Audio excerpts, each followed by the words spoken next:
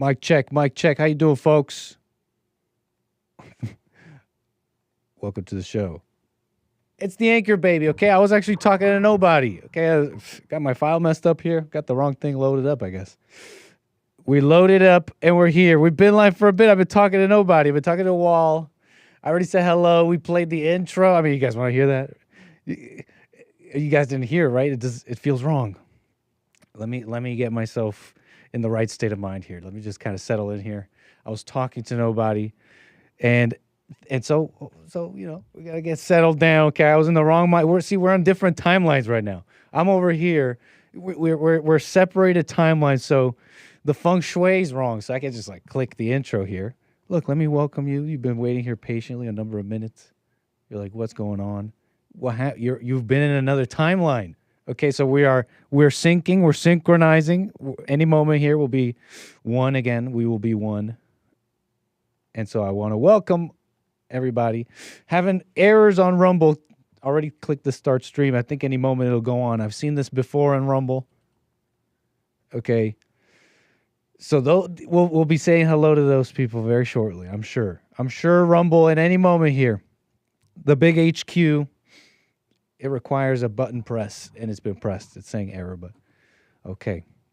We're live. How you doing, everybody? No, we're synchronizing. Chris, we're synchronizing. You're like, what? It's so blat. We're synchronizing, but we'll get to that. We're just settling in. I'm saying hello to the people who are waiting around.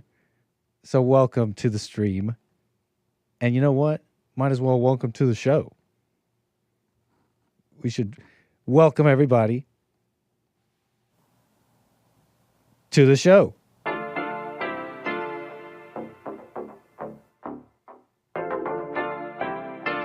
Isn't he Mexican? Colombian. He calls himself American. What is this? Anchor Baby. And in this corner, it's the American Anchor Baby. Daddy's home. That's an offensive term. People find that hurtful. You mean it's not politically correct? Excuse me. I'll use the word anchor baby. You know, he's an anchor baby in Canada. Tell him we still rolling with Trump, too.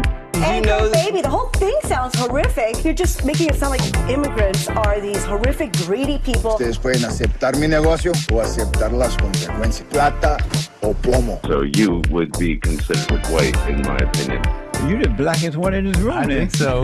And what happened was his mama got pregnant on the other side of the border. And then a few hours before, just before it was time for him to pop out, she jumped across the border and let him fall on America's soil. So he became the anchor baby. You don't call him the anchor baby for nothing. Amazing. We like this anchor baby, right?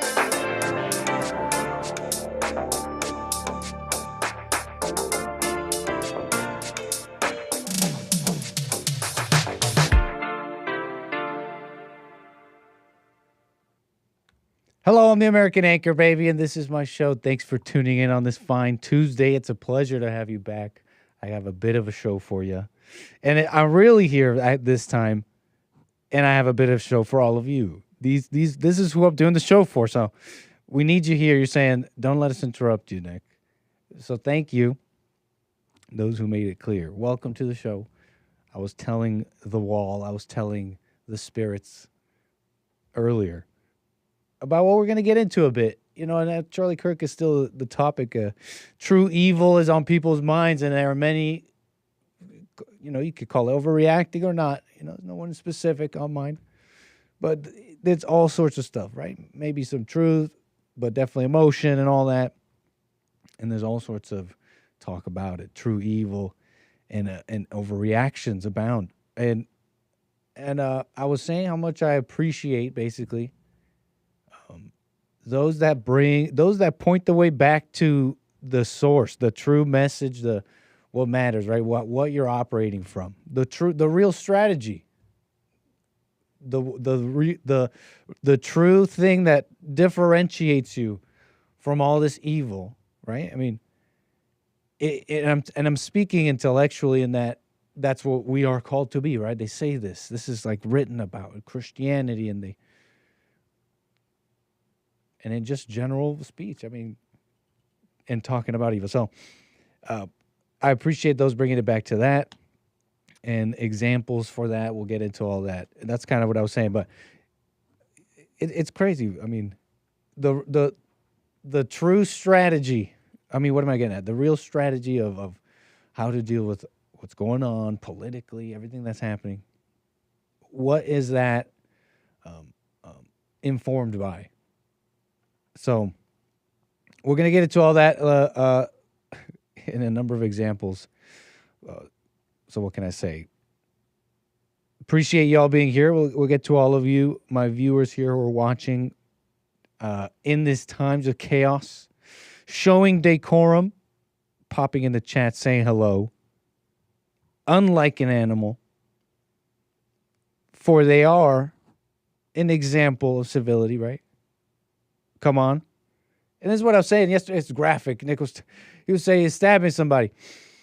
I'm saying when you see somebody come into a train and they don't act like right people, civilized people, you're like, wow. Could that be one of these deranged stabbers? In the same way, you come into a room and people are chatting and they're liking the stream and they're like, what's up? And you come in like an animal, no decorum, no home training, bed rotting, and you don't click the like button. So don't be rude. Come on in, say hello. Appreciate you being here. 888-775-3773. Got something to say, something on your mind. Super chats and everything. We'll get to everybody. Buymeacoffee.com/anchor, baby. So here's what I had on the docket here. Look. So I'm scrolling, right? We're aware of what the weekend last week has been. What, mask off moment? Whoa, mask off moment! Holy crap! And I guess for some you could say you're just noticing, and that'll be kind of a theme. So allow me to get into it. This is New York. You're familiar with Luigi Mangione. Luigi, okay. Like what? What's the story again? Like, I mean, like the internal story, because there's a talk about his own battles with health, and the proposed, right, the theory about like, oh, being mad at the healthcare industry, but the facts are, I mean, he went and killed this United Healthcare CEO. And so that's an ongoing thing. You're familiar with his fans, the adoring fans, the adoring public, the excessively female, the particularly female, a fan base. You're familiar with this. Man, women have become vicious. Women have become vicious. So look, New York judge tosses terrorism charges against Luigi Mangione. Is basically the news. Now, really the news is the public, but I'm saying some of this talk about the charge and the judge. I'm not sure if these people are lawyers. Not that I, require credentials, but they're just like, well, terrorism. They're dropping the charge. Personally, I'm not sure what should happen. I mean, I don't know. Seems like a white judge guy, like call it judging by the eyes. Look, there are stupid liberal white judges, but look, it's like they're saying, hey, you gotta have this standard for the terrorism thing. So they're still hitting him with like big federal charges of the murder and all that. So are they going light on him or not? Is what I'm getting at. I don't know, but look, the public reacted how they did. Elation. Absolute elation. Because he's not getting like that. Like, because it's going to supposedly way worse, of course, if he had that charge on him. So a judge on Tuesday dismissed terrorism charges against Luigi Mangione in New York State's case over the killing of the United Healthcare CEO Brian Thompson. But he kept the state's second-degree murder charges against him. In a written decision, Judge Gregory Caro said And although there's no doubt the killing was not an ordinary street crime, New York law doesn't consider something terrorism simply because it was motivated by ideology. While the defendant clearly expressed animus, he says, expressed an animus towards United Healthcare and the healthcare industry, it does not follow that his goal was to intimidate and coerce a civilian population, which is, right, this is like the definitions in the law and all that. No evidence, according to him. This wasn't to intimidate and coerce a civilian population. You could argue that, honestly. Honestly, I could see why people argue, right? That wasn't really the point of this. But you could see why people would discuss this. I mean, it's an act of evil. It's an act intended to change the healthcare industry, the public people. Those are people. Healthcare industry people are people that are being coerced by these people. You know, that's what he wants to do. Wake people up, right? I mean, that's how they'll put it.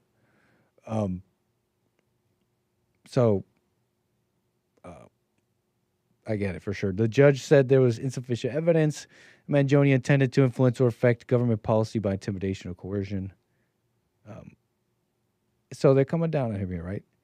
But here's what I wanted to show you. The elation of the crowd hearing this. I mean, they just get the news right there outside. They get some of this news. And of course, you know, you might be familiar with the elation a little.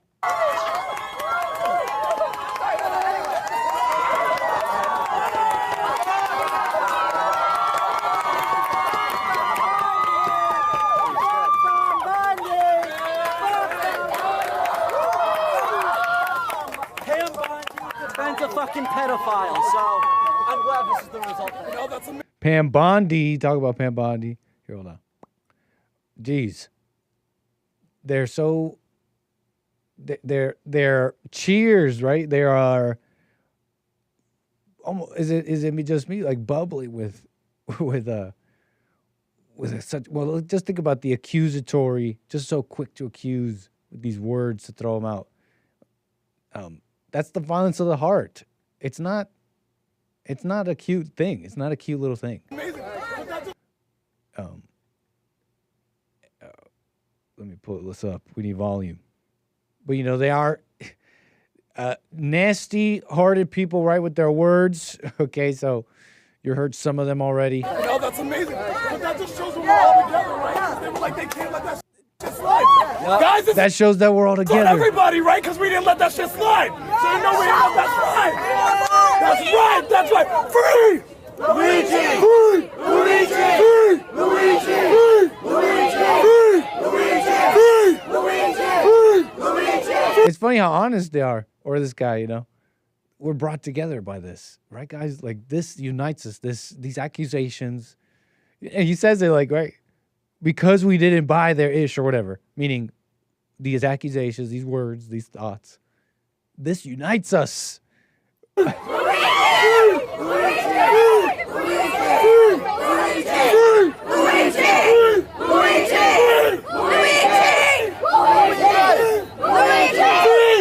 Anyways, I guess they're just going to say that over and over again.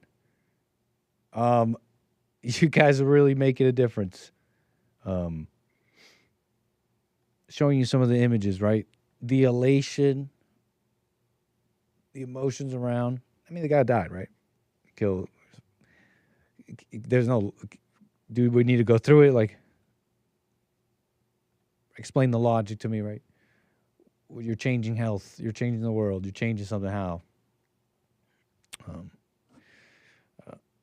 So the elation, right? It's got people shocked. Some. They're looking at what they're calling it evil. It's true evil. I agree. Just insane. Right? All words. You know, everything they're cheering about, saying it's for health over wealth. Their little signs, all hiding happiness for murder. Right? Happiness for murder. They're like, they see it as tough. They see it as fighting. But you have to, if you're putting reason, right? If you're going to be like, let's make like a logic thing here. That's what they're doing, but they simply see it as being tough and fighting. There's a number of these examples. This was good on the JLP show. The black preachers, you see this one? So I know that Jesse Waters was playing this on Fox, and I don't know what he was saying, but his life. It's a good clip to bring up. I mean, the drip. How do I put it? Like, basically, blacks are angry, but they're like hateful, right? And they're hateful to whites, and it's like widespread. I'm thinking about going out there trying to film. What was it? I was filming with Derek. What were we trying to film? Some protest. It was like ICE protest or something. And it was very easy to find black people with this very standoffish attitude of, because the questions we were asking were simply, do you support this, right? It was like the Mexicans doing it, ICE and all that. And they knew, for sure, how do I describe this? It was clear to them that they were not them. For them, it was clear in an identity way, we don't support them. They're not black. They're not, I think, I forget. Derek, do you even remember if one of them said something like, did they ever support us? Like Black Lives Matter and all that? I'm describing this almost easy to find common attitude. And what is that? That's hate, that's anger. That's directed at the whites in a much more open way. You've seen it. They're stabbing him in the train saying, I got that white girl. And then here's kind of what I'm trying to describe too. There's not a hierarchy, but essentially it's like, where are you drawing from? What's informing you, your sources? I think about this particular archetype of a Mexican SoCal woman, with a certain, age group. I'm thinking younger millennial to Zoomer, and they follow a particular fashion and trends. You know what I'm describing? I'm describing a subculture. You get it. And I see these girls, right? They support the Luigi Mangione stuff, Latinas for Mangione. And they kind of look the same, talk the same. Here's what I'm trying to describe. They draw from a source, so to speak, a cultural source. It gets deeper, I think, spiritual. But, they draw from it, and it informs how they dress, how they speak, because that's how people are. But you got to understand, some of these things they draw from, one of the building blocks in the DNA is something as dark and as evil as, oh yeah, we're excited and thrilled by the idea. We see it as tough and whatever by the idea of this Luigi, for example, murdering somebody, right, for some loose ideology and the sin of the healthcare industry, right? You see how I'm describing how easily, I guess, how fast the mind and morality of a people could degenerate because they kind of inform each other, and so when you have these very basic things like hot Cheetos being a cultural thing for these Mexican SoCals people, if you're around here, you know what I'm talking about, but you can parallel it to something else. You start getting these other political things, like deeper, terrible things, being part of the average culture and so easily adopted by people you wouldn't consider radicals, politically active people. So what I'm trying to put words to is this evil, how essentially how basic evil is. It's simply believing something. Okay, it's like you don't have to be like corrupted by years of prison or doing terrible things. It's simply believing something, right? You also, I just believe this. Oh yeah, my friends kind of believe this. We're all cheering Luigi, and it's like, this is what we do. This is what we believe, and it's that simple. They're all socialists, Nick. I'm kind of thinking, ideas you believe, right? Anyways, describing, I guess, further this source I'm talking about, these black preachers, black people. This is just a good example, okay? You could parallel this. But even though they may not look at like Luigi Mangione or want to commit like terrible harm to somebody, or look at the stabber, right, in the train and say, well, that's terrible. They are informed, right? They're informed by this sort of talk, right? Which is essentially really kind of dressed up language, just like those people out there cheering Luigi, right? It's really just dressed up language hiding thrill and elation over the death, right? The death of someone that they consider XYZ, whatever. And just, how common that can be, how just a church-going black person, right? It's is informed by this. You understand? But even in a tragic death, you cannot rewrite somebody's life. And I am all the more concerned about how America and the media is trying to remix a life of racism and white supremacy that went forth unchecked. We cannot say somebody who called Ketanji Brown a DEI hire as somebody who is the face of Christendom when the person who said it dropped out of community college. You cannot say... It's just accusing, right? Devils, right? No better than anybody else. That the Civil Rights Bill should not have been passed. You get it. Hiding that intent, all that mess. But, we got a bit of this. Might as well let it play. 888-775-3773. Black people were in a better place in the 1940s when they had segregation and did not have freedom. You cannot say in no uncertain terms that George Floyd was a thug and Martin Luther King Jr. is not deserving of a holiday. My heart is mourning today from pastors and churches all over this country who are going to have moments of silence and celebrate somebody who is trying to take the nation backwards. But God, help me in here. I'm concerned. What can I say? Do we? About all of these Negro preachers who've been, in fact, talking about that this man that was killed was the answer to Christ in the earth. Y'all ain't saying nothing. They having moments of silence in black churches all over the country. Is he adding that? Because he blew out. That was an exhale, right? I mean, now I'm like psychoanalyzing the breath of the pastor here. I'm like, what's the technique here, man? Let me in on the dark arts. Not really, but I question everything, right? I question these people's whole presentation. What can I say, folks? I mean, do we need to break it down? I'm a little lost even. It's just because I got this other one. He's added the Negro preachers.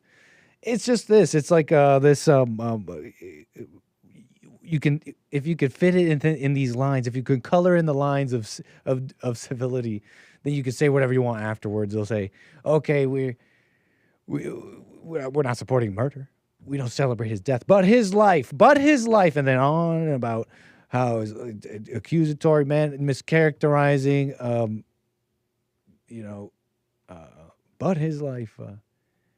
You would only be talking. The only reason you're talking about it is because it happened, and people are saying it shouldn't, and that it was wrong. That's the only reason you're talking about it. Charlie Kirk did not deserve to be murdered. But I'm overwhelmed to see the nation's flag fly at half staff. Overwhelmed. For a man. Not overwhelmed out of any other violence. It's just this. Not overwhelmed that the guy was just trying to speak. This guy's just speaking. He's just speaking at his church. I don't think anything should befall him. He should not be attacked or hurt or anything. And he's afforded that. I mean, think about that. He's actually afforded that safety or protection. You know, there's a paper about it. It's the rules, Constitution. But de facto, but also whatever, the other one. But also like effectively, because, you know, you got cops and people who at least sort of believe in that. They were at least taught. And I'm really being very soft on that. I think there's a lot of Americans that, you know, they think that that does matter in a sense, right? Even if it's just things they were taught, they care about this free speech. Look, he's talking freely. His entire life. He's afforded that by people like Charlie Kirk, I guess. Well, what am I saying with that? I guess people who believe in it. And then there are, I mean, think about what it costs to get here. Into this land.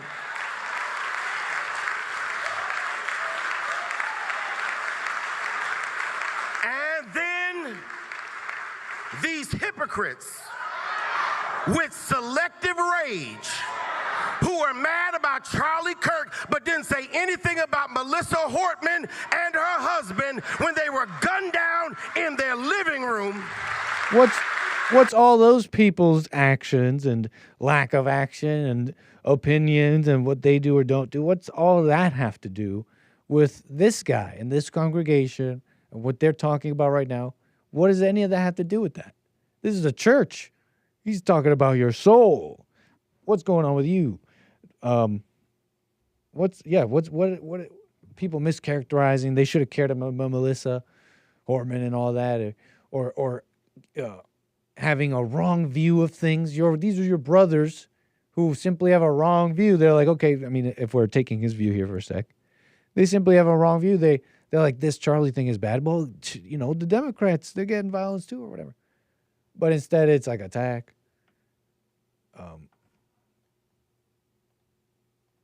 But what else? I mean, do we need to put all this? Look, it was just another one of these points about the elation of these people.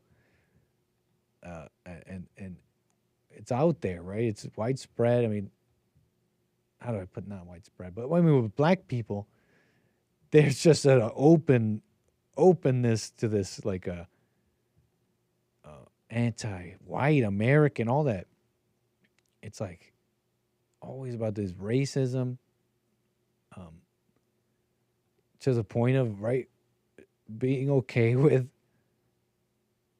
him being killed and all that. There are many who see that as like a win. So the fans really, what else? Last thing here, I think. Yeah, did someone say? I forget where I saw this. Did someone send this to me? Niggas. That's why we created the these are the Israelites. real nigga. I forget why I saved this. I think it because white people are like the worst niggas. That's why we created the Real Nigga University, a training camp for black people who believe. You heard this here first. White people, you are all N-words. White people are like the worst niggas. That's why we created the Real Nigga University, a training camp for black people who believe they're the Who real said this to me? Israelites. Christ said this, my sheep hear my voice. These men found us. White people are a virus. The only way to get rid of it is the medicine. Real niggas are the medicine. They're allowed to date white women? No, they're not allowed to date white women. But when brothers come into the school, they might have a white woman already. Some people have a hard time with that because of how harshly we teach about white people. What are your plans for her and her kind? It's not really our plans, it's God's plan. According to the Bible, God is going to avenge black people for what white people did, so they go enslaved. You know, they got to be in chains. They got to build our kingdom. They got to serve she's just standing there. The judgment for touching God's people. But why do they want revenge so badly? I was invited to I their forget why I even wrote this here. I don't know. It's here in my notes in this segment. I'm forgetting why I put this here. I guess this is on the Israelites. It is the elation of and brazenness and open hate. And, you know, I'm thinking to myself, you know, this fit is like a specific group. But, I mean, it does fit because think about those that this kind of thinking informs them. I've heard a lot of very average people say some of this.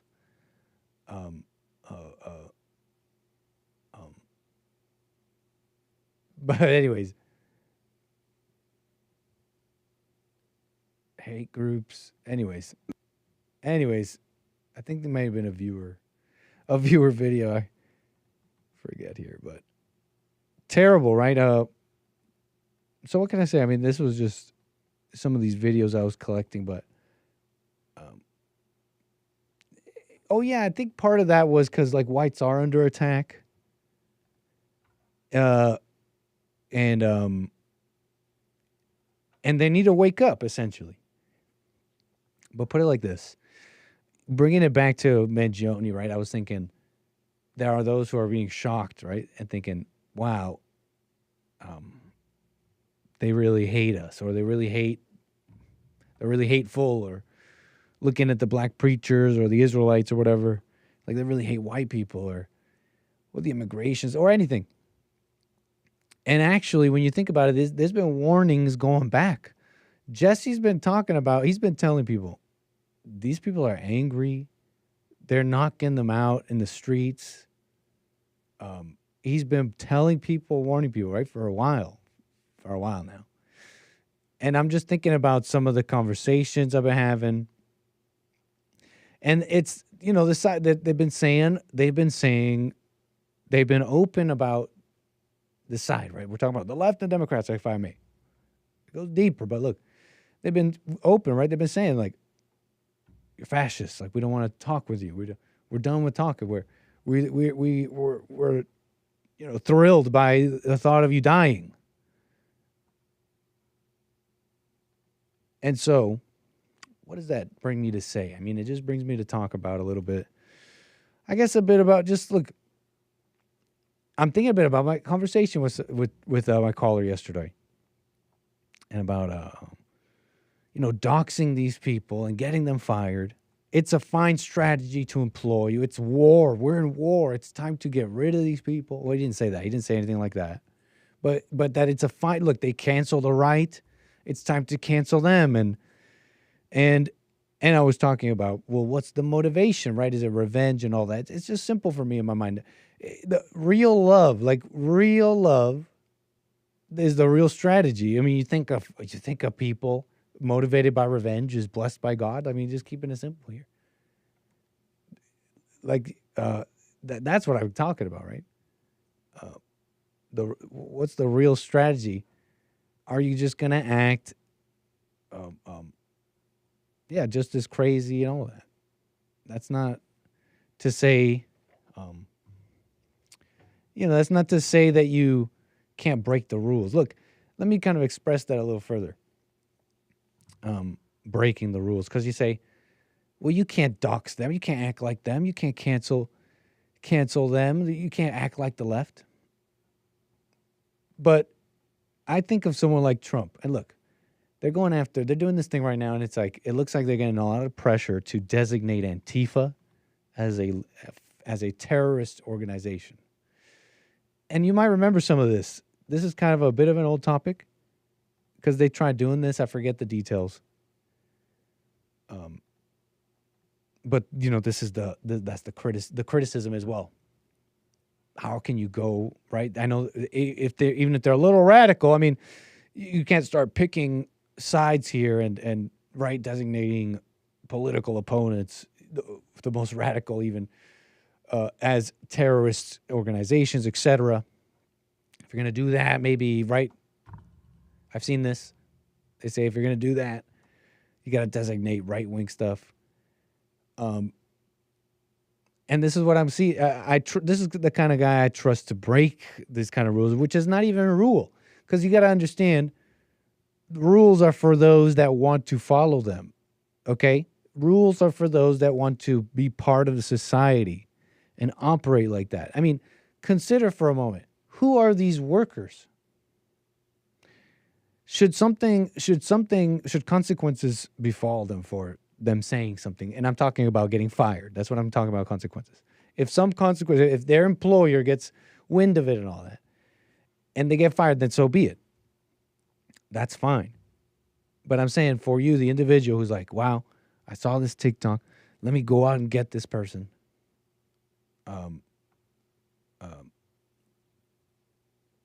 Who is this person you're going after? Is this the culprit? the ruiners of America, those brainwashing people, or what? Or are they like you, but like on this other side? And maybe wrong, fine, but they're like a worker. They're like a person in a job and all that. I'm painting this picture to describe the folly in thinking here, and who you're putting blame on, right? We need to go after the left. Is that going after the left, like getting these workers fired? I don't know if that's even making any sense logically. I mean, in some ways, maybe if it depends on the perspective, but let's give it a religious one or something. Your brothers maybe lost, but I don't know, foot soldiers, fine, maybe of some ideology, but is that going after the left really? And again, should they be fired? Maybe even that should be true. I mean, and the employer could do that and all that. But anyways, this I'm just describing a bit on how like I kind of trust this, right? The breaking of the rules. That's, to me, it's somewhat more like, like consider Trump for a second. What's he informed by? It's I think a very mature perspective and tested perspective, battle tested, so to speak. He's been around. And again, you get it. I mean, they don't want to follow the rules. The rules shouldn't apply. Being fair, we're going to act like the left and cancel Antifa. No. That's some weird, I don't know, mental game. So some of my thoughts on that.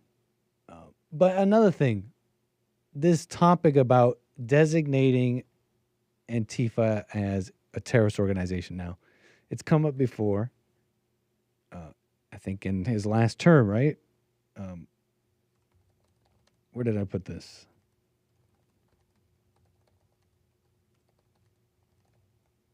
I had something about the history of that. But I'm seeing like Ted Cruz, right? They're coming out. He's asking Kash Patel. He's asking the FBI, hey, like follow the money. He said, follow the money.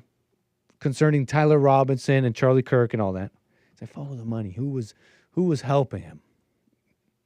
But also, and he made another comment about, but also, find out, basically, I'm paraphrasing because I'm forgetting, but basically find out, he's like urging the FBI, find out about these groups and organizations that seem to be spreading like violent, hateful ideology, follow the money. And an urging, right, from Cruz to make Antifa, right? It was like a question from Cruz to Kash Patel. He's like, will you make Antifa a terrorist organization? I think Trump was asked that as well.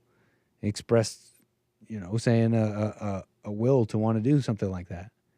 And here's what I'm getting at. I'm not saying it's a bad idea. I'm just thinking, is there any connection between this Tyler Robinson? I mean, I'm not familiar with all the details, but is there some Antifa thing? Is there some kind of Antifa connection? Because it's like, when I get a politician, let me express my thinking here. When I get a politician coming out saying, hey, Antifa, remember Antifa? Antifa's pretty bad, right? Antifa's bad, anti-fascist. This guy was talking about fascists. Let's make them a terrorist organization. Let's actually do it. Huh? I'm that politician who made something happen, right? Put her there. Is that a little too, like, quick to be skeptic? You tell me, but look, put it like this. He's like, we're going to make it a terrorist organization. Wasn't this guy involved with, like, Discord stuff? There's this, like, other group that that girl shooter, the one they call the femcell or whatever, with the KVFM shirt or whatever. And the black one, they all liked this. They were all part of these like online groups that glorified violence, glorified shooters and mass killers and stuff like that. What I'm expressing is that these things have changed, evolved. It seems to me like it could be any group. So for a politician to come down and say, "Hey, you know, you guys are real. I know you guys are real mad about Charlie, and we're gonna make it happen. I'm a politician. Look at me. Let's make Antifa." I mean, I don't know. Maybe I'm nitpicking because it's fine, right? I mean, they suck. Whatever. They're pretty evil. But this guy is This guy was informed by. Seems to be hateful darkness, and then here's what I'm getting at, right? He's hateful and dark inside. It seems to me like with the videos people have been sharing of what Nancy Pelosi and stuff. Yeah, I get, and Hassan Piker. I mean, this is Twitch. This is not some underground forum.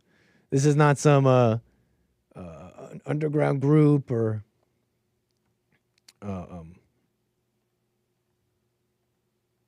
And Antifa, I wouldn't even call underground, but Antifa's not like mainstream like Twitch, Hassan Piker, Nancy Pelosi, politicians on TV. You know, they're not saying gut them like Hassan Piker was, but they're saying like, hey, agitate them, get in their faces, do stuff. Like these people are not worth debating. I mean, they're fascist. You know, that's not Antifa. That's just like very general stuff. So, you know, I mean, whatever. I guess I'm just describing how it might, to me, it looked like it might be a politician doing politician stuff, right? Like, hey, is it more political BS? What do you think? Or is this doing something about it? We're going to do something about it. Kirk can never happen again. Okay, have Jesse Lee Peterson on. Talk about the truth. Anger. And the people doing it, right? The actual people, like, what's wrong with the blacks? But the whole, that's just one thing that comes to mind. But the answer to that, to many in the right, et cetera, is it's like everything but the people being evil themselves. Anyways, what else? True evil, Antifa and all that. I had some of these things I was collecting too. Clips with Charlie Kirk and all that. Some pretty interesting ones. Some that, well, look, I'll say this. I really didn't know him. And, but he really wasn't even someone that I thought about too deeply, but even then I still had an opinion. Wasn't even that deep or negative, but whatever, maybe he's a little weak or something. It was informed by what things I've seen. I for sure didn't know for myself. And that's interesting to note. Several comments I heard, earlier today. Kirk went into the hornet's nest, and someone was asking Jesse what he thought about that. Like, did he bring it on himself in some way by going into the hornet's nest and agitating?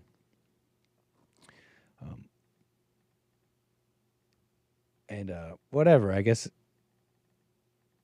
I personally wouldn't say that at all. I mean, he let people come to him. He set these booths up. And so he let people come to him. To say it was like this agitation like that, I don't think that's fair to say. That's just wrong. And I find it so quick. I don't know what it is. It's just finding people really quickly say, I don't know. I'm not saying it should be slow. Feel it out. Okay, be emotional. No, it's so quick to be to I don't know, blame. And I guess they're not blaming him, but just I'm searching for the word is all I'm doing. But to discount it, like the blame is on the shooter, the person that shot him. I mean, oh, well, he's an agitator, and, the ideology, what he said, what somebody else said. I love you. I love you too. Oh, yeah. This is just kind of, someone sent me this one. They just saw him as like a Family Guy, and they didn't realize, they didn't know. You have to be on very good I didn't behavior really to know get either. such a thing like this. Okay. Hold on. You have to behave well. You have to behave well. He's just like a dad here, man. He's just like a What do you do for it? normal guy. Have you been a good girl? Could have been anybody. Okay, I'll get it for you. Weak to his daughter. Could have been any dad. Okay, I'll get it for you. I'll get you the toy. I'll get it for you. But did you earn it? He asked. I don't know if you heard. He's asked, did you earn it? What's like a little girl? She can earn it. No, there's plenty a little girl could do. I think it's fine. I'm just thinking like what? Like pick up your toys and like all week or all month. How strict are we supposed to be? Which one's this one? Oh yeah, that's him, right? Oh, his hat. That's right. A hat snatcher. Invader of personal space. An invader of personal space, possibly of nations, or related to invaders of nations. And now I'm not. What's your hat say? ICE. What does that stand for? Immigration, Customs, and Enforcement. Hey, don't touch her. Don't touch her. Hey, don't touch her. Listen to that. That's why this clip is good. The males in the crowd. You gotta let her have her emotions, man. I've heard that before. That's like the destruction of the world. Because, look, it's just like simple math. Letting her have her emotions equals, right? Chaos, destruction, all that. And then if you just gotta let her have it, that means you can't stop it. There's nothing anybody can say. So it's like what, zero-sum game? We lose here? We're just losing here? That's it? Have a nice day. Let's have a conversation. See? Let's have a conversation. No, 100%, guys. I'm not going to press. Thank you. See? I'm not going to. You did good. Because I'd have been pissed off. You got to let her have her emotions. See, I don't know. It's just like female thing, right? You're a good guy that you didn't punish someone deserving. And by punish, I don't know. I'm not saying do anything. I'm just saying like, if this person, right, they're saying this person's like kind of putting hands on him. It could be logically said, right? It could be a further action or even that action itself that could have someone like in trouble. But no, she's just a female. Let her have emotions. No, that's What does that even mean? No, I'm sorry, I'm remarking too much on this. Let's get to the clip. But the black guy telling him to chill out. It's just let her have her emotions. He's like, yeah, because me, I would have elbowed her. I would have elbowed her in the face. What are we? What? This is a real person. This is a real person. This is how people. This is a real person. No, that's I got a question. Sure. What was your name again? I'm sorry. I don't think I told you. My name's Mercury. Nice to meet you. Well, nice to re-meet you, I should say. What do you hope to get out of this? Why are you here? Okay, I've been asked that question a lot. First of all, that question should not even have to be asked, but when people stop talking, really bad stuff starts. When marriages stop talking, divorce happens. When church starts happening, they fall apart. When civilizations stop talking, civil war ensues. When you stop having a human connection with someone you disagree with, it becomes a lot easier to want to commit violence against that group. Whether it be the great genocide, the horrible genocides of the last 100 years, people stop talking with each other because they lose their humanity. I wish we could be here without having my hat thrown off and stuff, but what we as a culture have to get back to is being able to have reasonable disagreement where violence is not an option. Can you blame the guy? I mean, I support that for sure. He kind of lived that, no? At least wanting that. And now I'm sure you get, just hearing him, right? That's how my mind is, I guess. I got a response for everything. But look,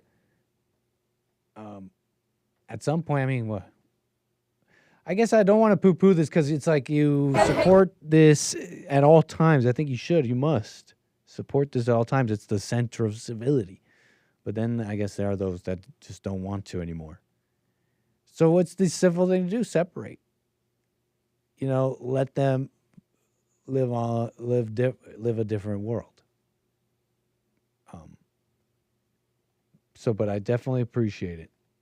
I mean, the guy trying to help keep it civil. Name? None of your business, unfortunately, but... Okay, hello, nice to meet you, none of your business. Thank you, I appreciate it. Classic. But do you love America? Yes, I do. I hate America.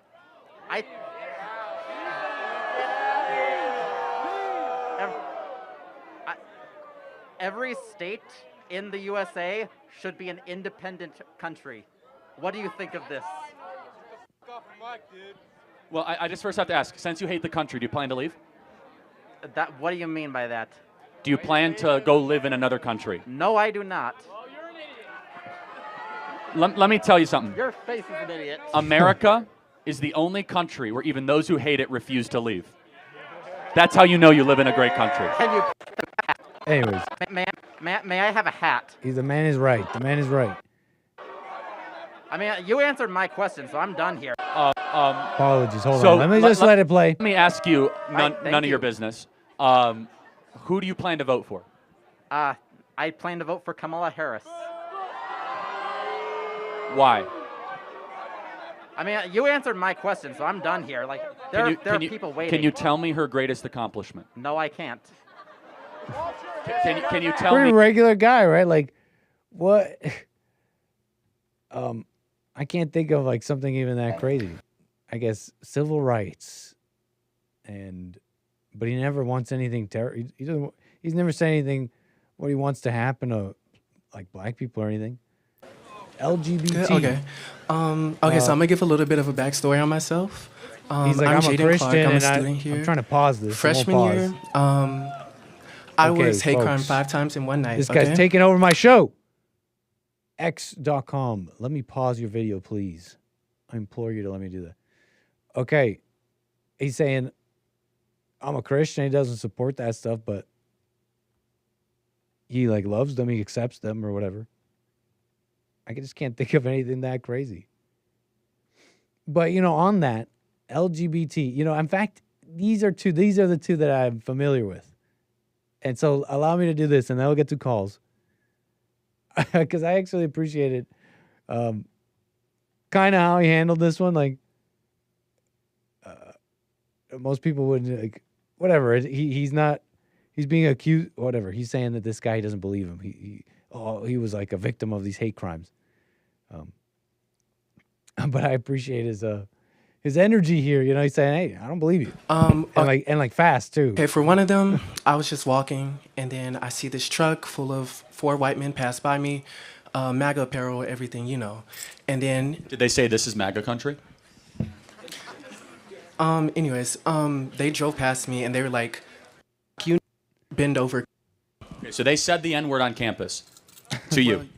Well, yes. Oh yeah. Okay, so what happened to them when you reported them? I didn't report them. Oh, really? Okay, so maybe it didn't happen.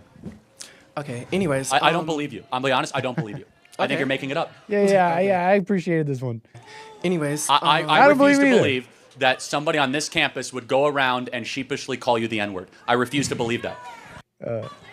I think you're lying. And then this last one. Okay, this one was controversial, I guess, because look, there were these moments too where he was getting it from the right, so to speak. And Elon Musk shared this one. Charlie Kirk takes down anti-gay extremist. So this one was controversial. Hey, Mr. Thanks for this one was interesting. Let me play this a bit. And I want to get to some calls and all that. I want to get to a number of things here. But check this one out. Hey, Mr. Kirk, thanks for coming out tonight. I got a question for you real quick. I've been told about 5 years ago when gay marriage was legalized nationwide, the conservative movement has been explicitly pro-traditional family. Now, both you and your organization advocate for the acceptance of anti-Christian, immoral lifestyles like homosexuality and transsexuality, going as far to invite drag queens like Lady MAGA to your events. It seems to me and anyone who's paying attention that conservatives just believe whatever liberals believed 5 years ago. Right now, there's a push by the left to normalize pedophilia by way of child drag queen shows and... Oh, excuse me. Phone shut off. He messes up Go back to your notes. That's probably where you saved it. Gets a little chirp. Gets chirped You on. gotta like push double tap and then go over. He's got him. Right now, there's... He's just like chirping him. They push by the left to normalize pedophilia by way of child drag queen shows and rebranding pedophiles as minor attracted persons. It's a bit of a long one. I forgot. And I'll let it play more. It's just the reason I'm playing it, right? I thought it was pretty interesting. I don't think it's as simple as he's totally just, with the gay stuff and like this guy totally gets it. He's calling him out on it. I don't think it's totally... I think what Charlie says is totally not that either. He's far more reasonable than Charlie makes him out to be, and a little bit mischaracterizes him a bit. And it was just an interesting one. So let me play it for y'all, and we can talk about it. I want to get to my calls. Years from now, will you be promoting child drag queen shows? Will child abuse become part of the conservative platform? Boy, that's a slippery slope fallacy if I've ever seen one. First of all, I've never invited a drag queen to come to any Turning Point USA event. I was at Politicon, and an individual by the name of Lady MAGA came up, and I took a picture, and she walked away. Secondly, let me ask you a question. Are you a Trump supporter? Yes, sir. So are you a proud Trump supporter? Of course. So are you sickened that he had a gay man speak at his convention? Yes. Then you're not a Trump supporter, my friend. Thank you very much. Let me ask you another question. Should he return the money of Peter Thiel, an openly gay man who supports his campaign? No, if it helps him strategically, okay. Sure, he can. Should he stop talking to Tammy Bruce, who's an open lesbian that's a Fox News contributor? If it's affecting his ideas, then probably, yeah. Okay, so you say you're a Trump supporter, yet you have all these issues and these disagreements with him. Let me be very clear about my position. My personal position. I'm a Christian first and foremost, then an American, then a constitutionalist, then a conservative, in that order. I believe marriage, biblically, if we want to have a biblical and theological discussion, as articulated in the greatest book ever to exist in the history of the world, the Holy Bible. Marriage in the Holy Bible is one man, one woman.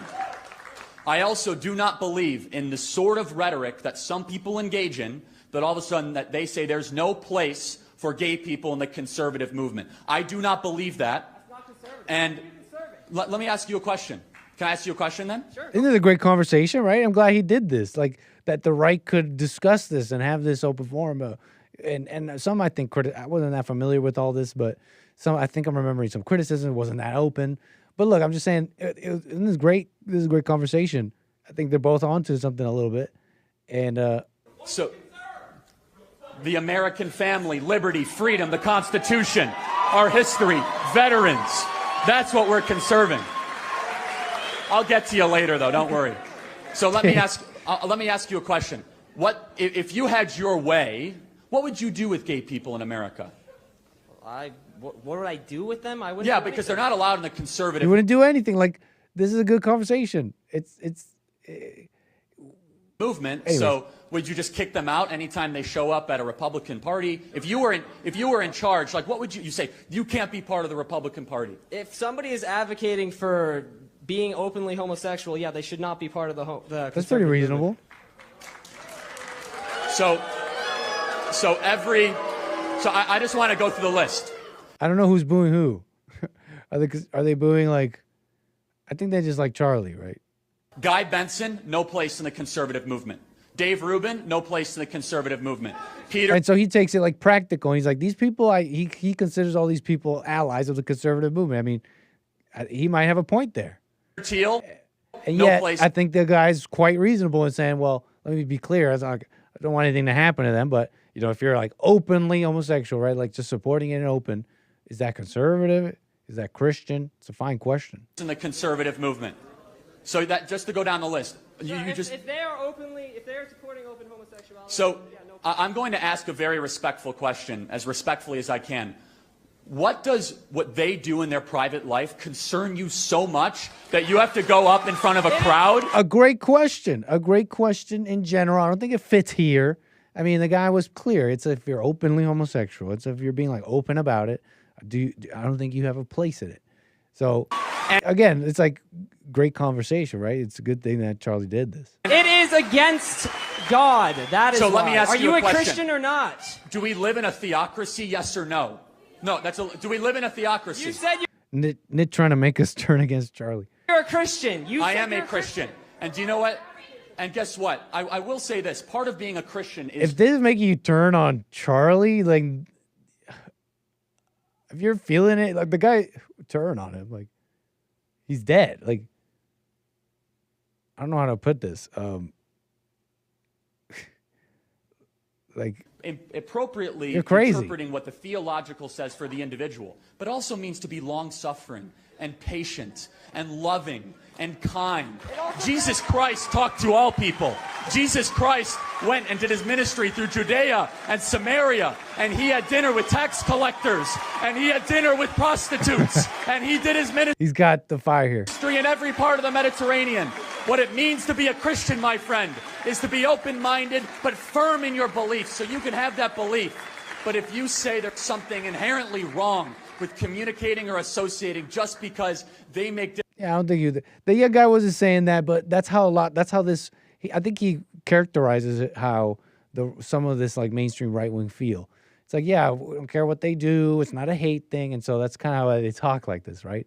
Don't hate your conservative brothers because they're saying like that's why they talk like that. It's like we don't hate them. You know, we Jesus loves them. But you know, it's maybe a bit of an overreaction personally, and this is me characterizing it a little bit because I'm just familiar with this. But it's maybe a bit of an overreaction, and I like the young guy. I think made it clear. No, don't want anything to happen to them.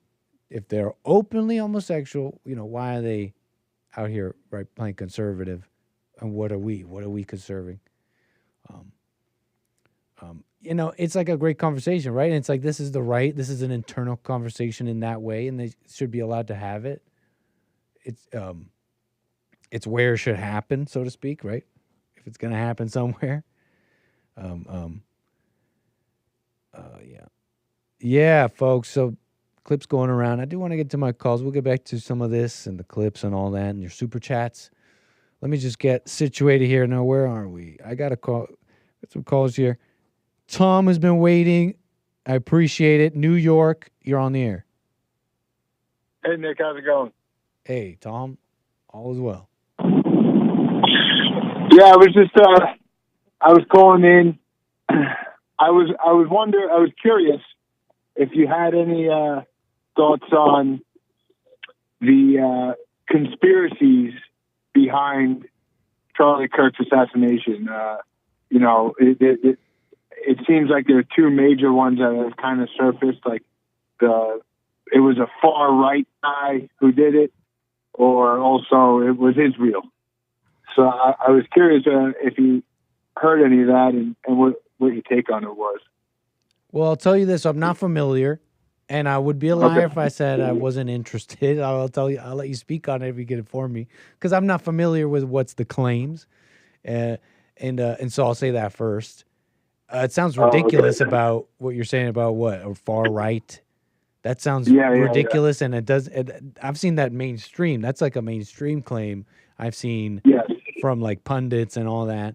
It's trying to. I don't know if are they still on that. It's starting to get a little hazy on that. I don't know if they're losing wind on that sail. I think, but yeah, far right. Yeah. I've seen some of the right come out and say, hey, groypers and stuff. Are you crazy? That's insane.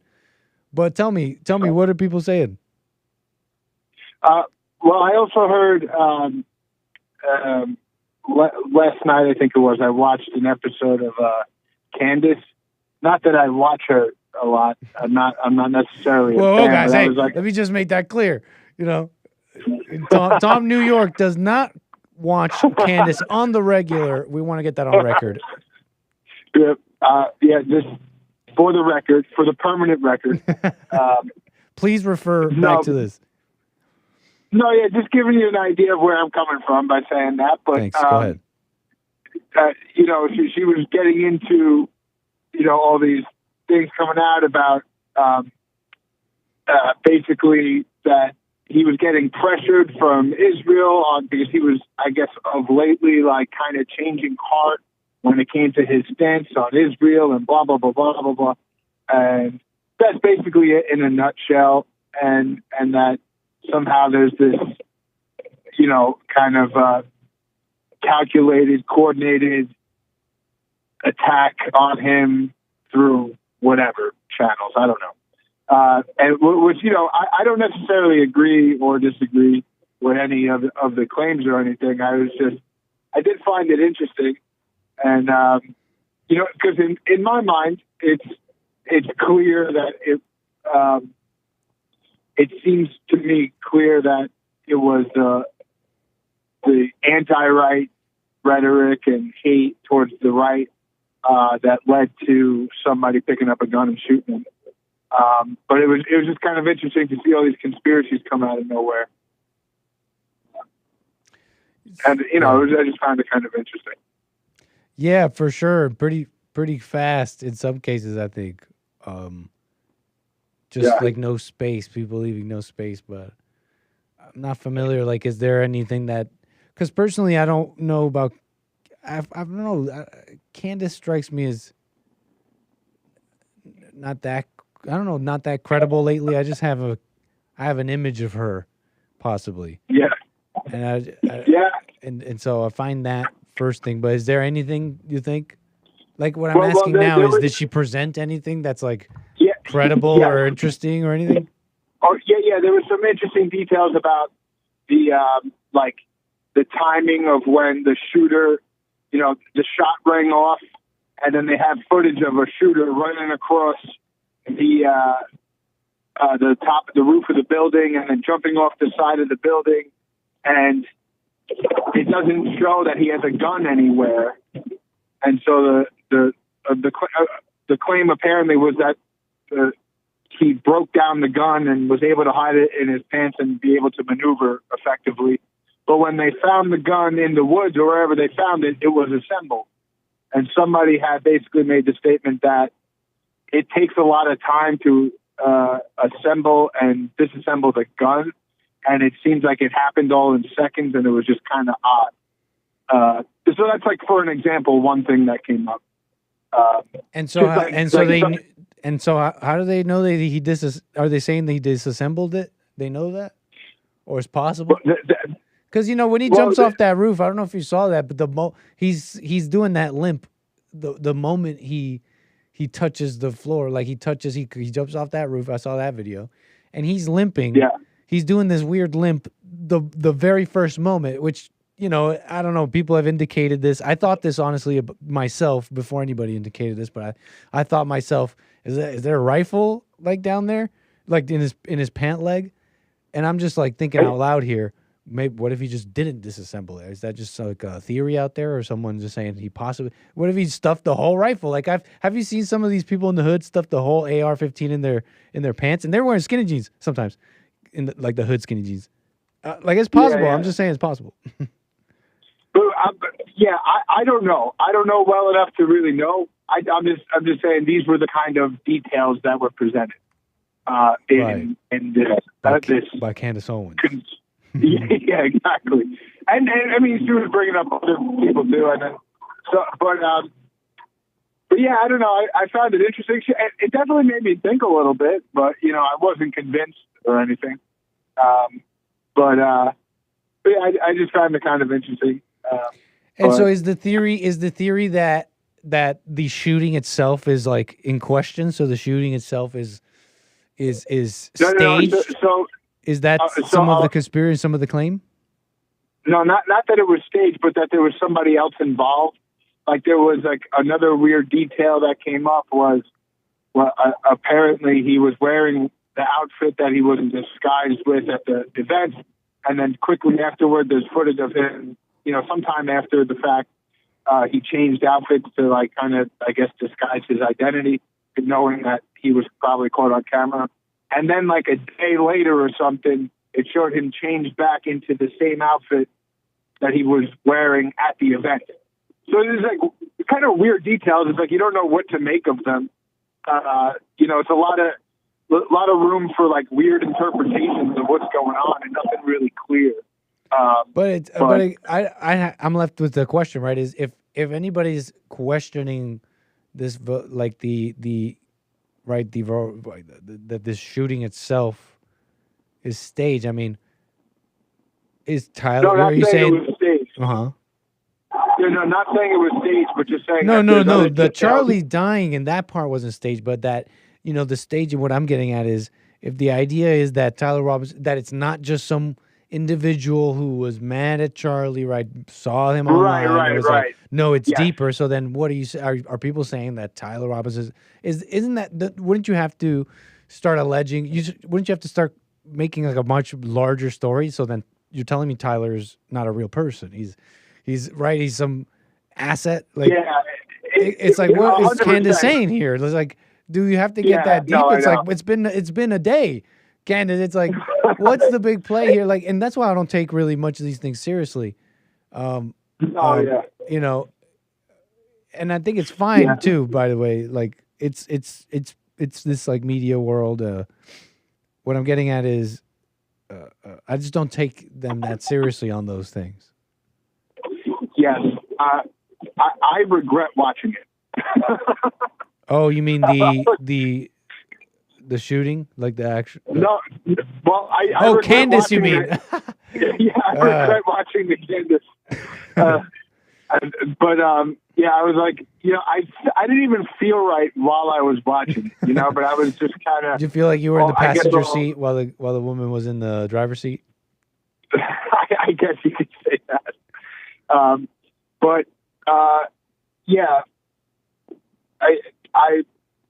I basically, there's been so much that comes up with this stuff and just how the emotions try to grab you and pull you in all directions. And I'm kind of grateful that it feels like for me at this point, the kind of wave of it has kind of passed and I kind of have a more of like an objective kind of,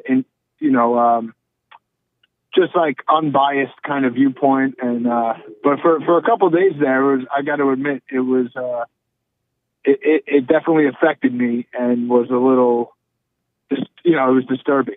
Right. Can you describe that a little bit more? You were disturbed by the reaction by what? I think I was disturbed by the video, like JLP kind of. Yeah. I agree. I agree with his take because what I realized is that the video, evil happens in the world every day, as we know, as most people know.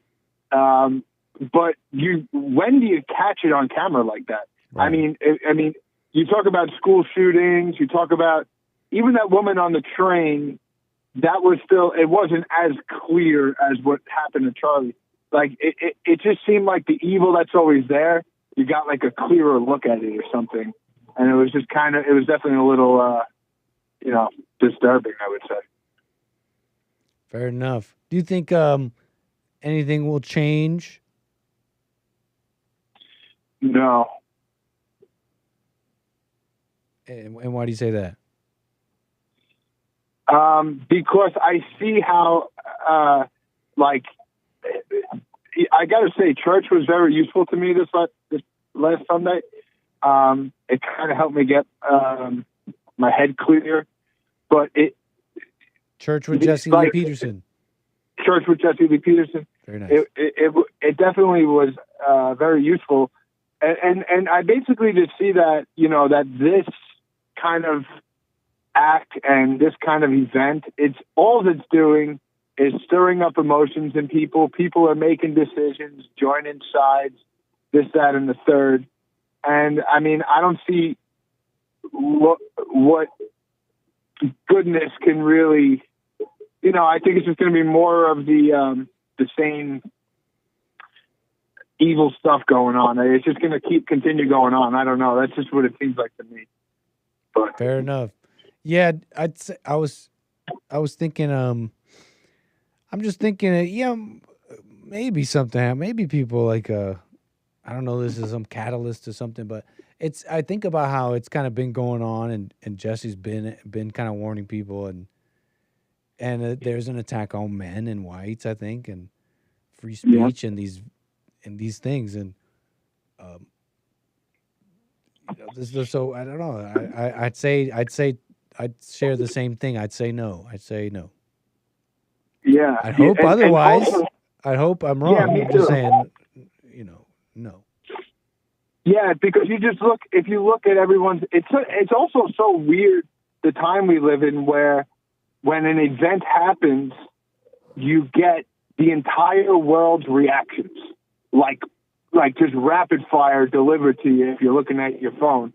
You get everybody, everybody's reactions to this event, and it's all curated in a particular way, and it's just like I don't know.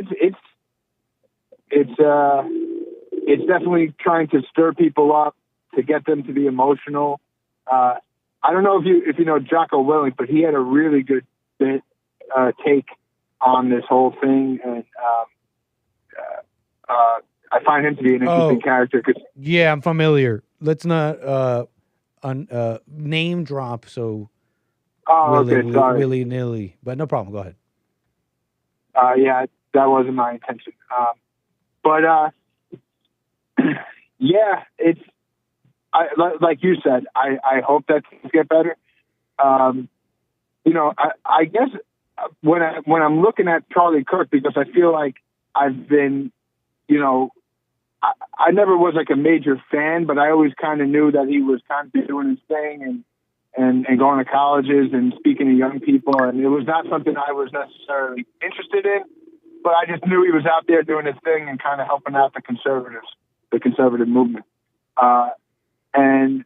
But on the past week or whatever, you get to know him a little bit better through watching clips, as you were just showing some clips, and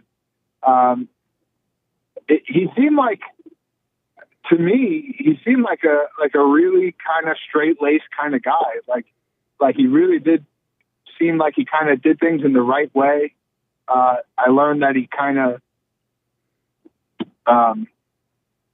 him and his wife apparently saved themselves from marriage. He kind of like went about life in like the right way, and which is so strange in today's Like they both world. were virgins? Yes.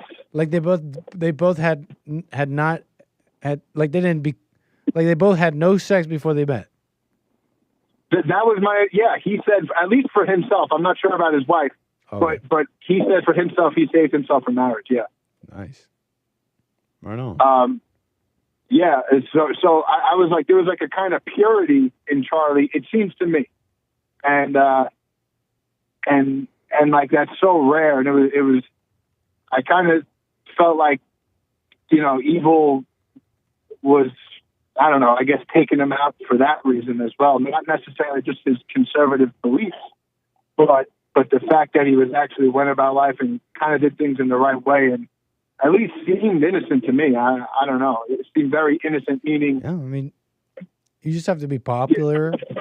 You have to be popular, effective, and then you people are hated for far less. People are hated for far, far less, but you simply attract that. You're at that stage, at that level, and consider too just how even just merely adopting and having an image of Christianity, it brings on like the hate. It brings on a hate. So what can I say? Yeah, personally, in my mind, it's a little bit. It has a uniqueness to it, but anybody calling themselves something, right? Staking out a claim, putting up a border. I mean, you will be attacked and all that. But in my mind, the Christianity does hold a uniqueness there of a hatred that it draws, which is interesting. Yeah, it's pretty wild, and to see that. Oh, and I got it. And initially, or something I realized is that the world, or I'll speak for myself, it's like the world of, let's say, Christians, or Christians in the world who believe in God. I realized when I was in the fallen state, you expect God, if you think you believe in God and say you believe in God, to basically act like Satan, because you don't really know God and how he operates. And so, like, I see a lot of the conservatives and Christians now getting together. It's like they need something to happen. They need retaliation, or they need this or that. And it's because they're expecting God to operate in the same manner that Satan does. But what I realize is that what Jesse keeps trying to say, and I'm kind of like slowly, I feel like taking in, is that the world is just going to fight devils versus devils, and God's on a whole different wavelength. You know, he's not in that. He's not in that fight. He's on the outside of it. But in the fallen state, you can't see that. And you think he feels like you think he thinks and feels like you. Exactly. They'll say God is angry. God says in the Bible he gets angry. Right. And they're literally sitting there not realizing the words they're saying. So you're telling me that he feels those nasty feelings you just felt about your friend, dog, lover, etc. You tell me God feels that? You're not thinking, man. Right. So there's this whole thing going on in the world, and within what's going on, especially within myself, and still comes up at times. And God, you know, because I'm seeing all this evil, and I'm like, well, where does God fit in here? Like, you know, and I realize God is what's protecting me inside from all of that by keeping me objective, keeping me outside, and keeping me at peace. And he's just out there trying to help others do the same thing, I guess. But he doesn't fight back and attack in the same manner that the devil does. That's not his style. Yeah. Wait, I think that's deep. Right on. I think that's deep. You know what I mean? That the way he's protecting you, keeping you objective and out of all that. Right. That's deep. And that's how he's operating. Right on. Yeah, as opposed to, let's say, you know, coming back and killing the guy who killed Charlie Kirk and showing the liberals, giving them a taste of their own medicine. He's not doing that. He's just chilling on the outside. And the way I see that too is when you operate like that, you'll have the answer to deal with all those things. I mean, yes, in the right way, whatever. And I look at Trump doing that like practically, right? He's out there, and I know that maybe the designating Antifa as terrorism. I did question the importance of that, but he's using those tools, right? Those tools and being tough and crude where he needs to be. So that's kind of an example of what I'm getting at too. Operating. Yeah, Trump is 100%. Like, how do you resolve this with Trump, right? Right, in the world, practically. Go ahead. Yeah. I totally relate to that. You know, just when you're looking at Trump and Trump. What I realized about Trump is just a monster. Like in the best way, Trump is just like he's like sending in the big guns. I mean, he knows how to deal with evil and people, but he also does seem to stay back enough where he's not really phased, and he's just he's a machine in a good way. Right on, Tom. Well, I appreciate your call. Anything else you want to say here? No, that was it. Well, call me again, Tom. Will do. Take care, man. Right on. 888-775-3773. We'll get back to all of you. Thank you for the support. Appreciate the super chats here. Thank you, my Rumble viewers.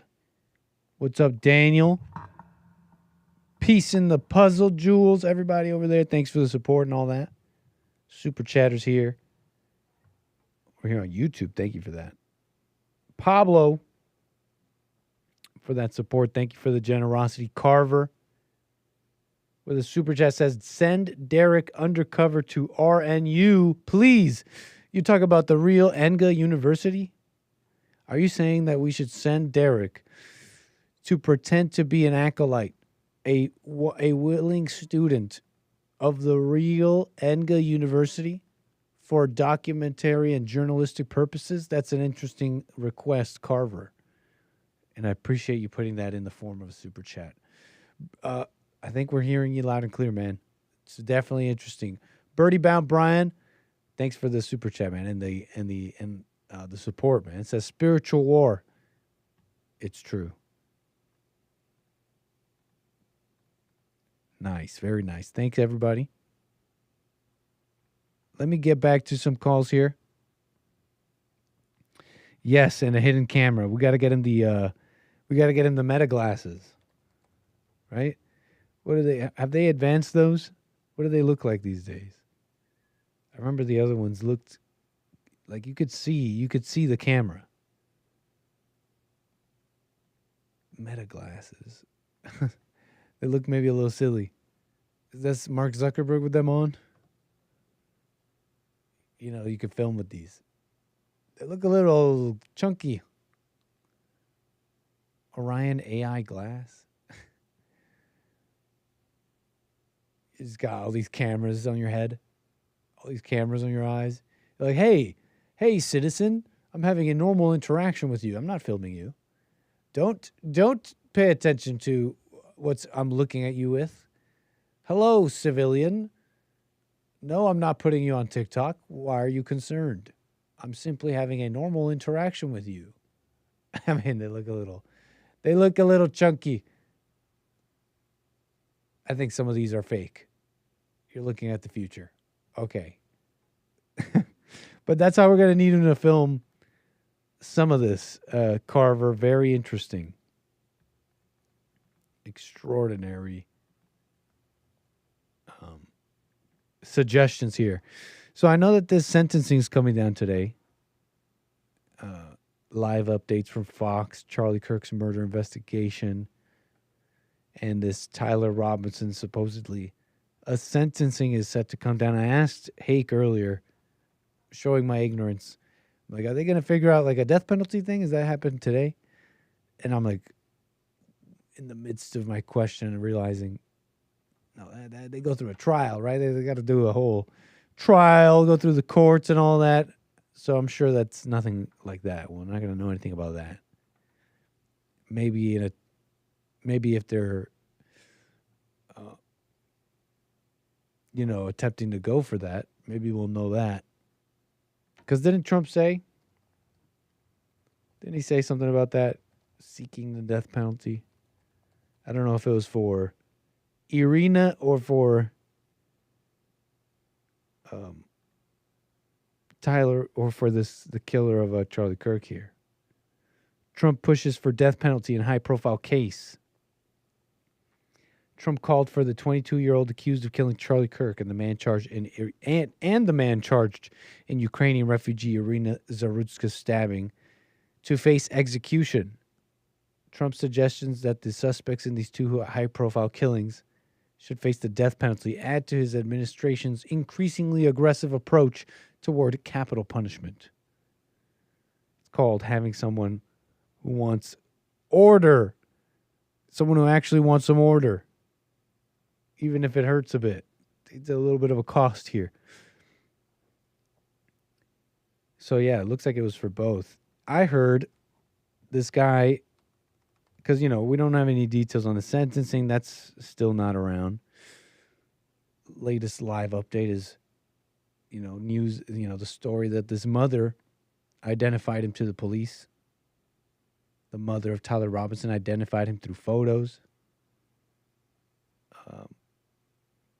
She saw the photo of the shooter in the news and thought the shooter looked like her son.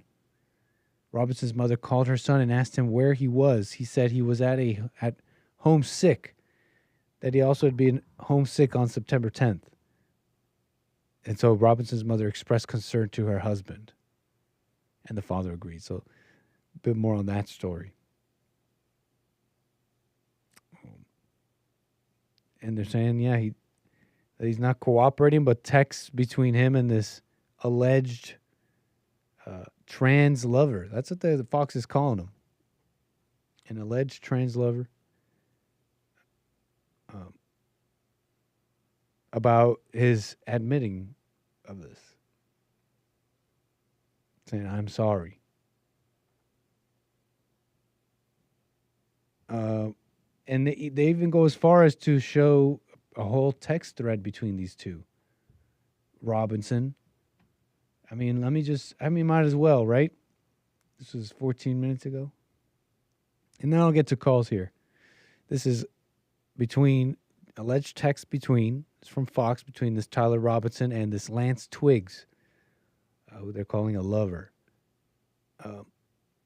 Police found a photo. Okay, it says, "What? You're joking, right? Robinson, I am still okay, my love, but I'm stuck in Orem for a little while longer. Shouldn't be long until I can come home, but I gotta grab my rifle still. To be honest, I'd hoped to keep this secret till I died of old age. Sorry to involve you. You weren't the one who did it, right? I am. I'm sorry. Thought they caught the person. No, they grabbed some crazy old dude, then interrogated someone in similar clothing. I'd planned to grab my rifle from my drop point, but most of that side of town got locked down." Yeah. "Why did you do it?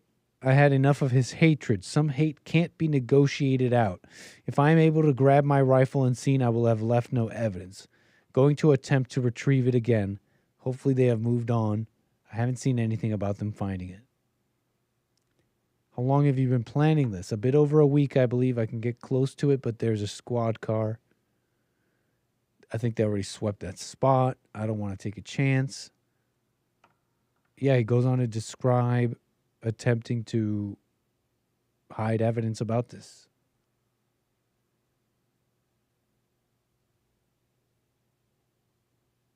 I don't know. It's just whatever.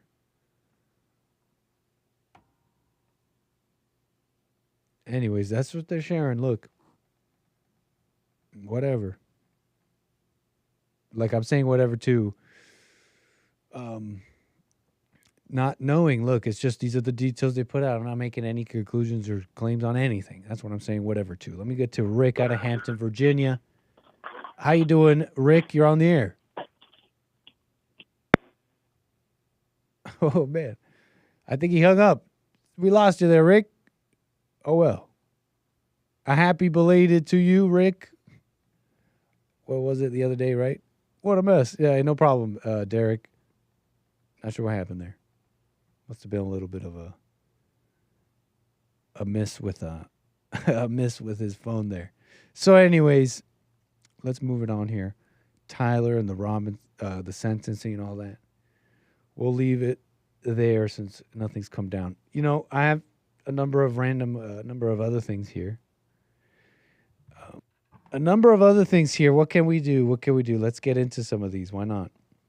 In the last bit of the show, I have a number of various stories, I guess.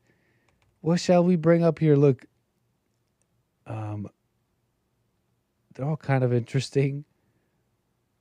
Fighting a gorilla in real life. Look, we'll do that in a second here.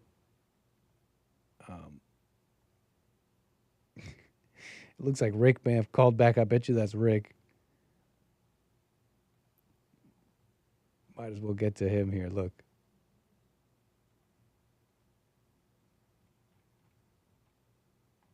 Let's see here. Gun stats. I mean, these are all kind of interesting. They're somewhat interesting. These are all kind of somewhat interesting and all that. I know guns and all that were being brought up.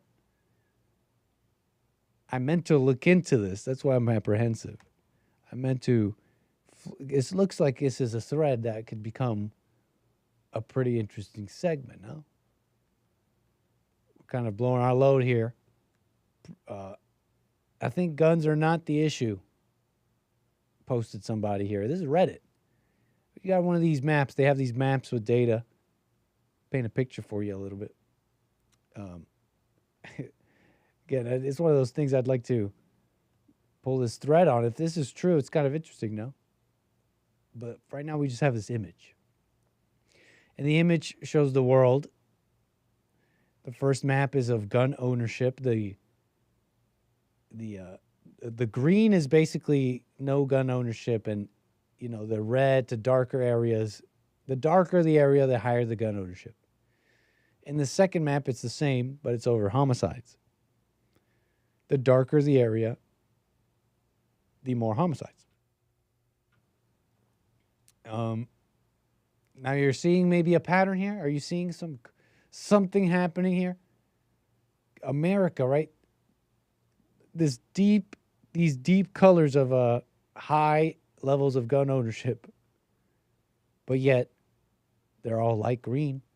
They're light green on the homicides, meaning not very much, at least in comparison, right? In comparison to these low gun ownership areas like Brazil and all this in South America, all of this in Africa, all of this in Russia.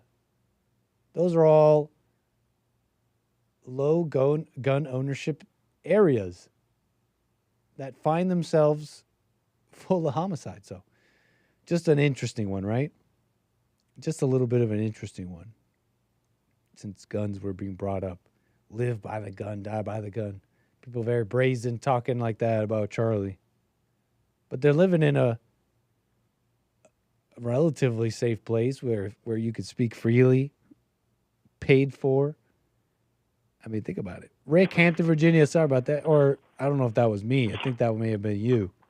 You're on the air. That was on me, that, Nick. Sorry about that. I apologize. No problem, Rick. Go ahead.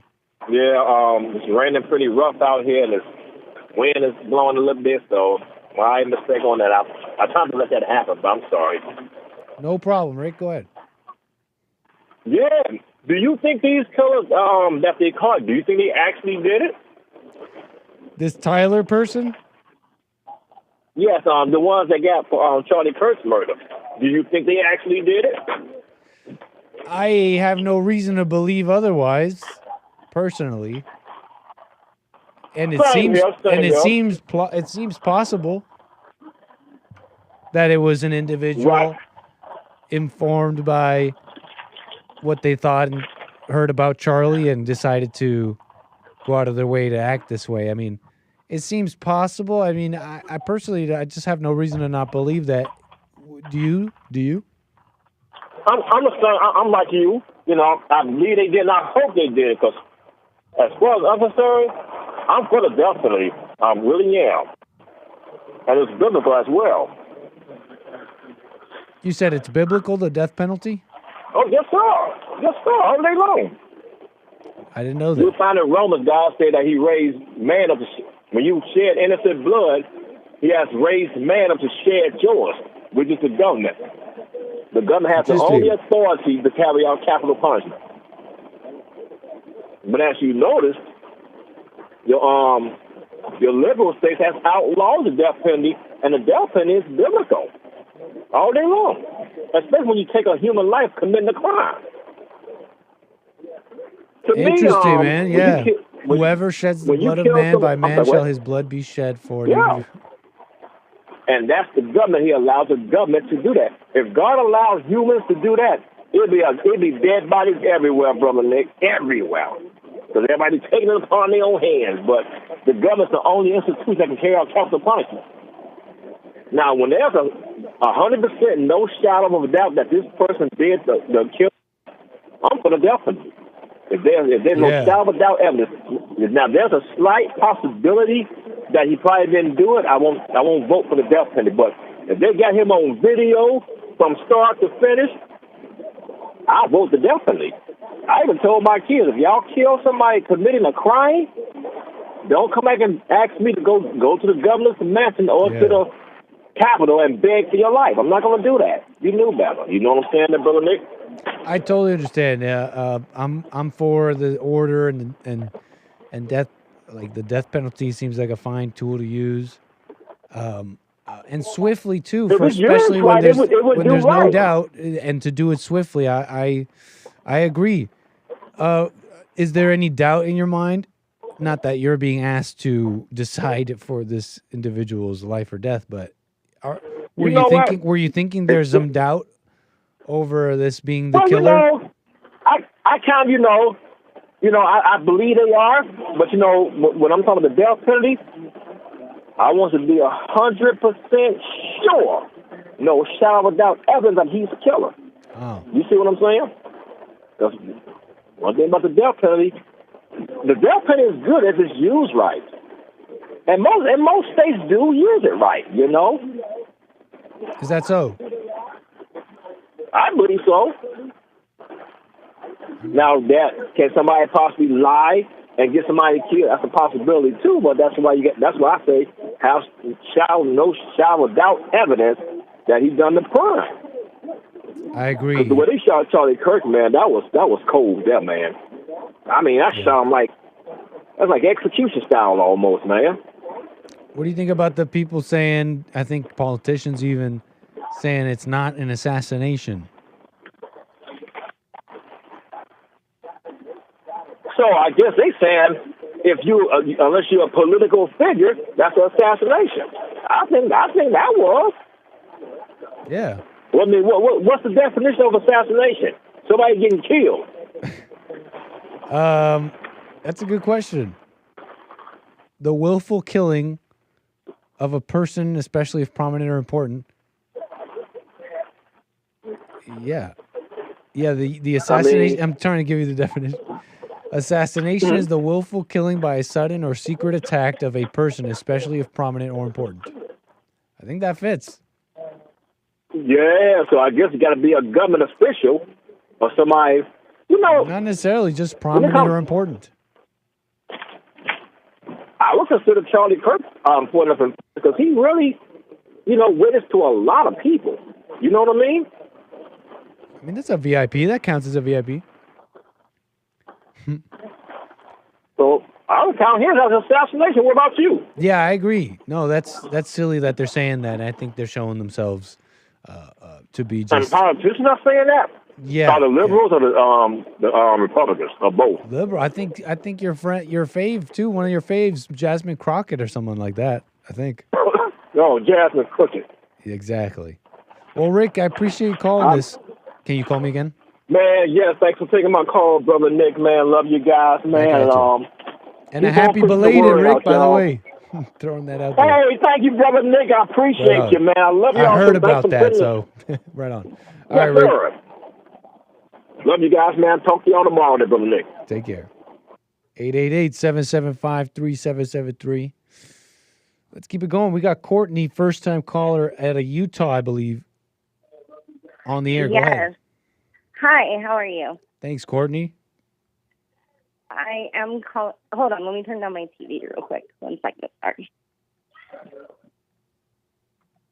Go ahead.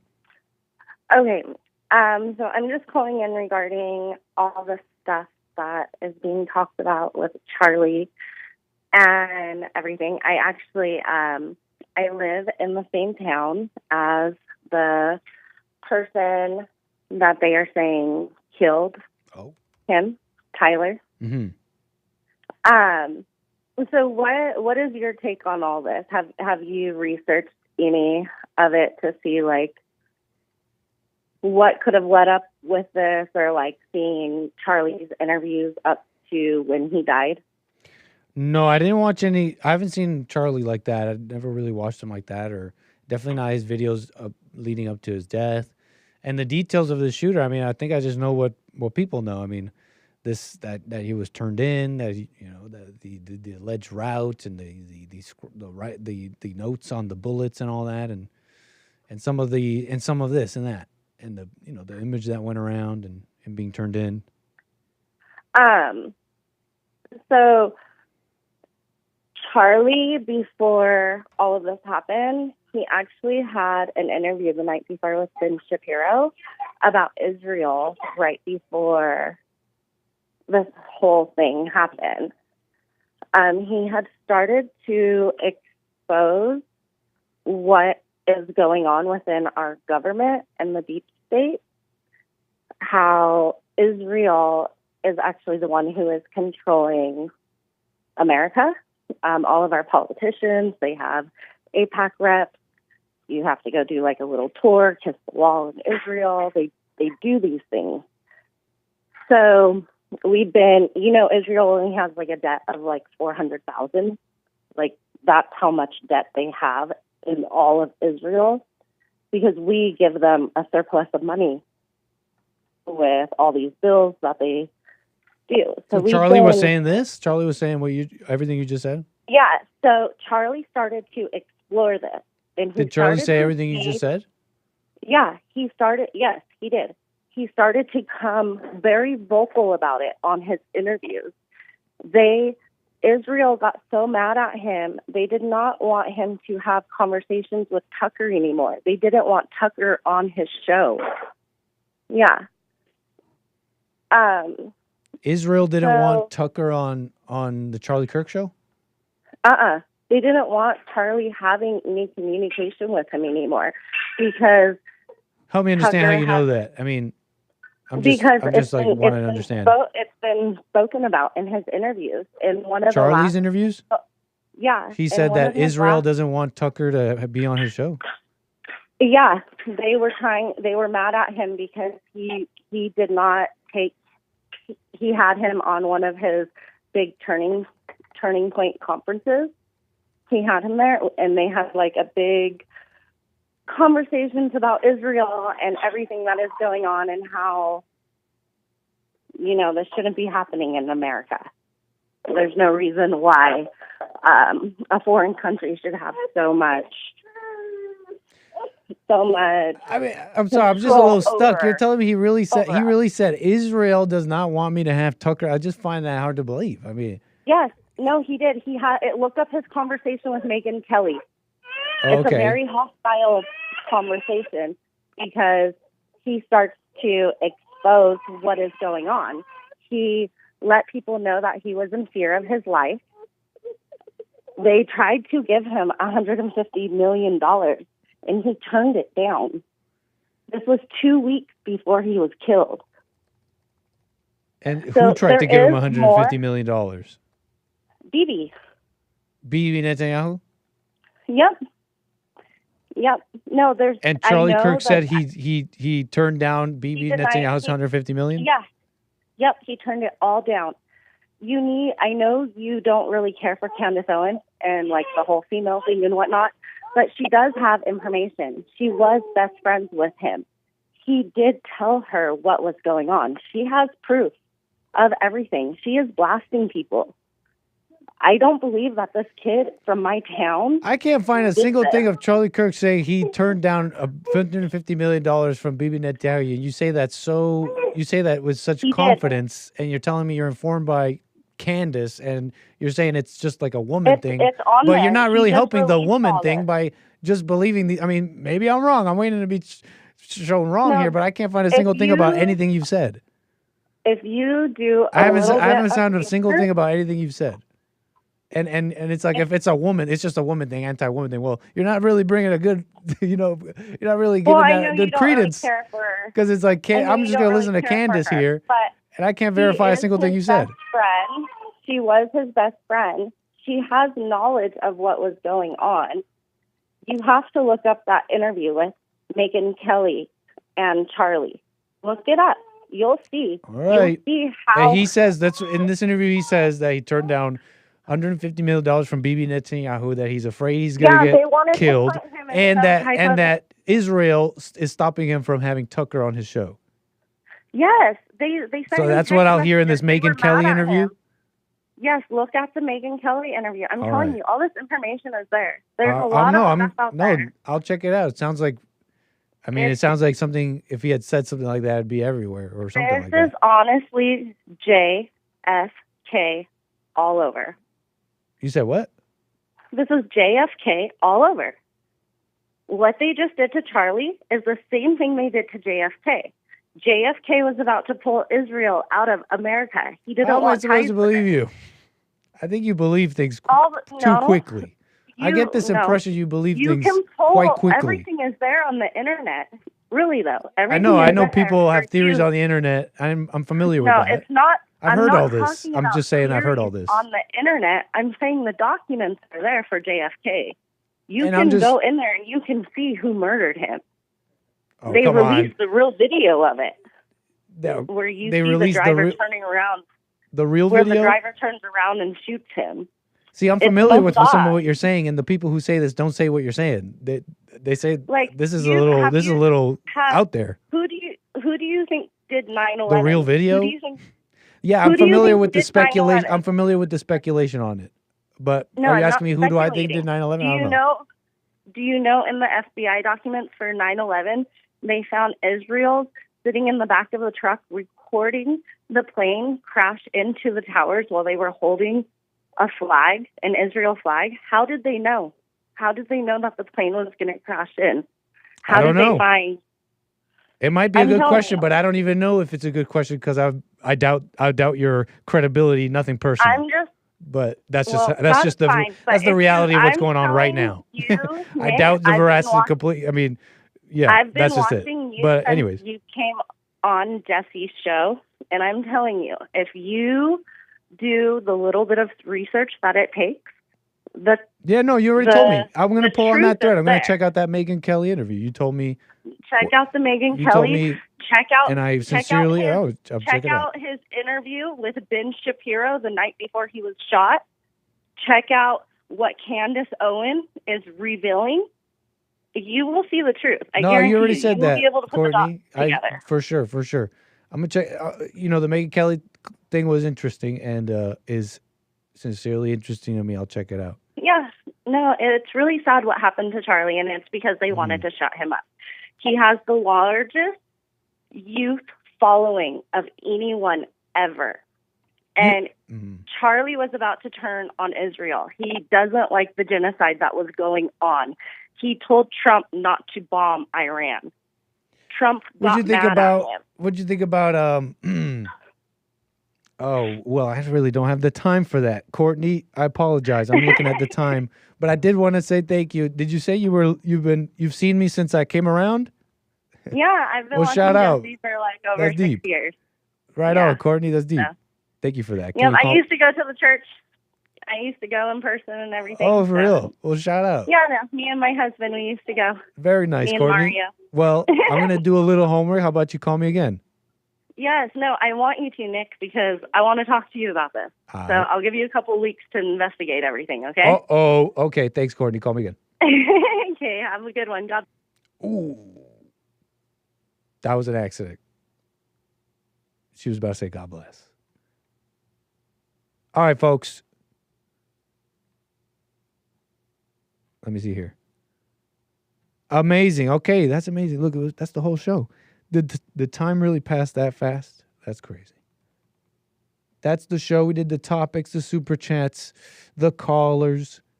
Let me make sure we're not missing anything. Do that far too often. Buymeacoffee.com/anchor, baby. That's everybody there. All my viewers on Rumble. And that's pretty much it. What can I say? We'll be back for more American Anchor, baby, tomorrow. Take care. I must say goodbye for real this time. It's so difficult. All right. Actually, for real this time. Bye. Oh, little Nick too. He's got to say bye. Bye.